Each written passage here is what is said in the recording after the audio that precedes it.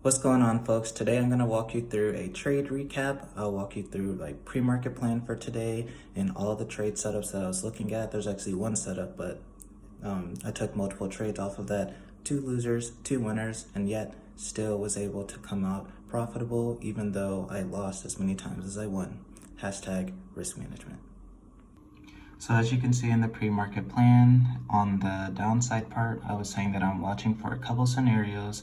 The first one being that I want to fade the highs of 4,400 and 4,405. This is very important. This is the plan that ended up actually working out today, which you guys will see right now. All right, so here we are at 6:35 in the morning, 5 minutes after market open. I said that I am watching the S&P for weakness here.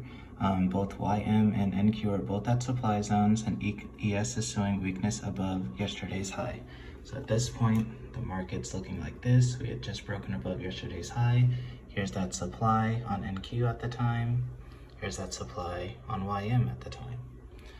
So at this point, I end up putting risk on. I said I wanted to see a strong breakdown below 4,400, which we did not get, unfortunately. And not too long after, I ended up stopping out for half a point because we ended up moving up. We see this large lower wick down here. The trade didn't end up working out, so I took the trade off pretty much for break even. So took the trade off for break even, no big deal. I did say that I was open to re-entering if sellers appeared on the tape. At this point, it was not strong, but also not weak. And I said, preferably, I want to see us push above a high, so make a new high of day, attract some late longs, trap them, and then inflict pain on them below 4,400. So at this point, the market ends up doing what I wanted. We ended up getting that pop up into 44.07, and I end up getting end up getting short. And as you can see, we end up getting that flush down here. Yeah, I was saying that we saw some weakness on Tesla as well.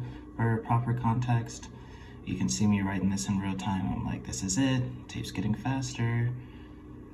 And then finally, we ended up getting that breakdown right here. 7 points at this point on this large candle, end up flushing down into the low, and end up taking profits right here at my ultimate target, which was 43.95.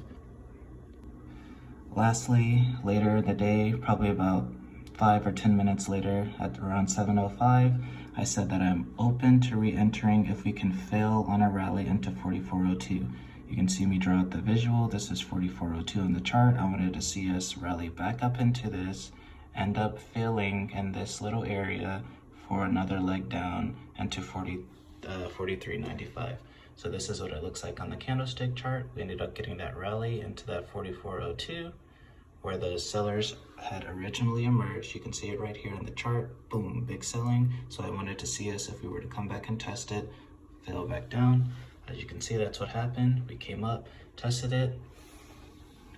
I say there's the failed rally. My risk, I'm in this trade at 44.02. And as you can see, we ended up once again moving down into that 43.95 area where I was able to take profits. So all in all, it was a successful day. I ended up mistiming 2 trades to start like the trading day, but I stayed locked in.